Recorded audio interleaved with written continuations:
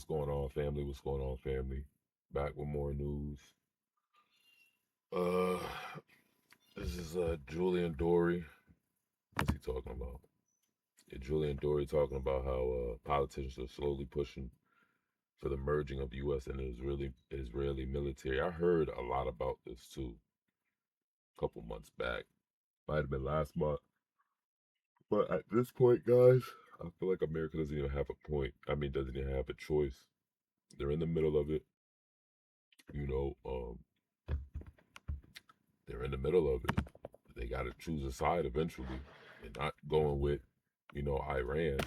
They're going to go with the Israelis.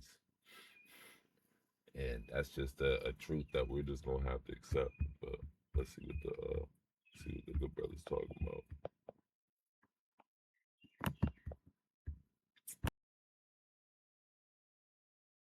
Oh, it's just this nice thing that Israel's doing for us so we can benefit. It just doesn't feel like what I've seen in reality. Yeah. He's definitely, that guy was impressively media trained though. But when the part where I was standing right there where he was talking about, well, we really want access to their missile systems and stuff like that. He was asking was acting like Israel was doing us a favor by this arrangement. He was like, they're not really going to, almost as if they're not going to benefit much from it, but we are going to be able to use their technology for the Iron Dome level of stuff.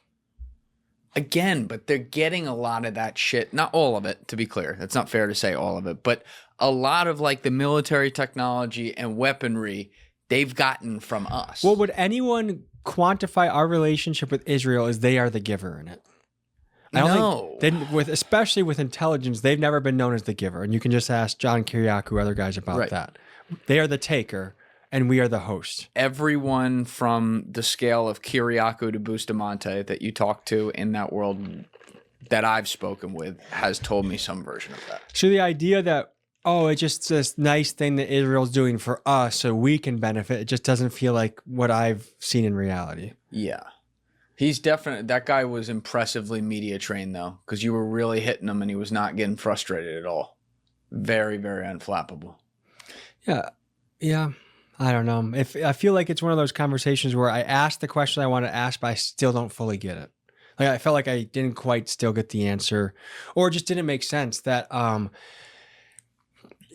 now we have the potential for Israeli companies to be on our soil, which I guess was allowed before, but formalizing it, I don't know a lot about it. And I guess the one thing I was excited about was I got to say, look, the pulse of the people under 40, Adam, I just want to say this, is none of us want this. It is very unpopular, and we feel we're teaming up with the most diabolical country. And I thought he said, oh, interesting. Like he thought me calling Israel diabolical was. Oh, he said interesting.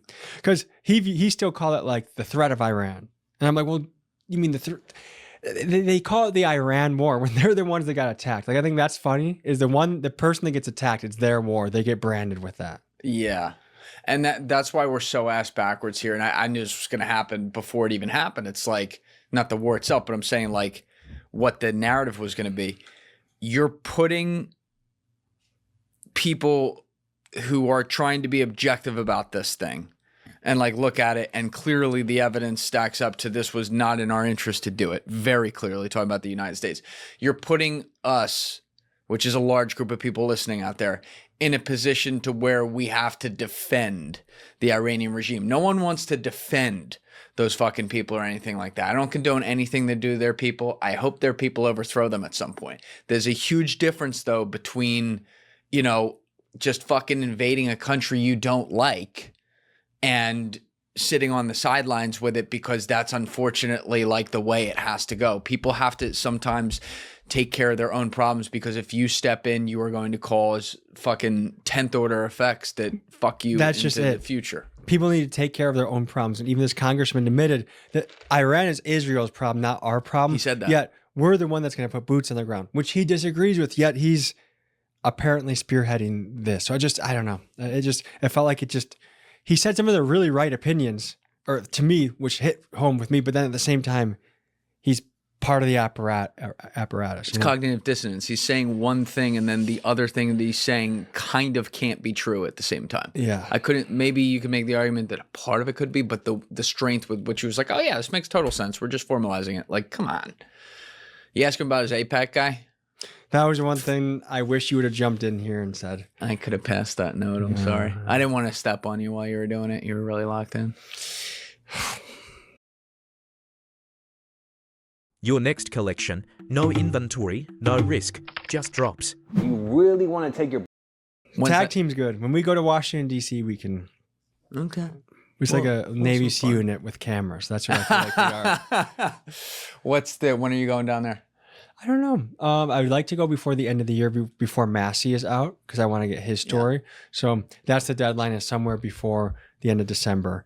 Because right now we have a lot of interesting stuff we're covering, dude. Like we just got to do a Clayton County Sheriff ride along. So the jail you've seen me in, we did a ride along with their sheriffs. I totally understand why their jails are full. So this is what we would do: is we would patrol, and these guys had really keen eyes. So we'd see pretty much a black guy at a gas station, and he wasn't pumping his gas for 1 second. So they'd be like loitering, boom, box in his car, go up to the window. Of course, they smell weed, clear him out, search the car, handcuff him. But the thing is, even though on the front end, it was like, what was the probable cause? It didn't feel like we should be there in the first place.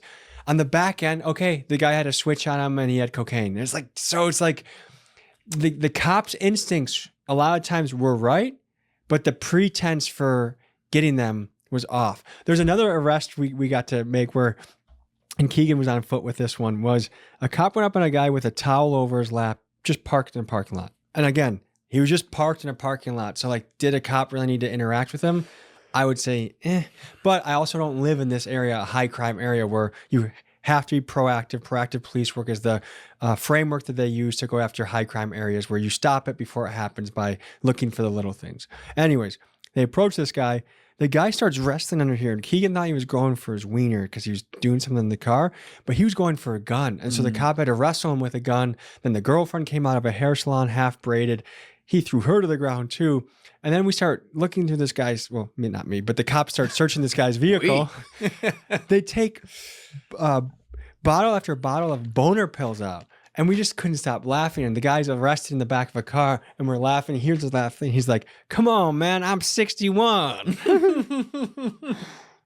That's the thing, though. It's like you want to be able to stop crime before it happens. But, you know, there's another, I keep forgetting like old quotes today, but like one innocent man in jail's worse than 100 guilty.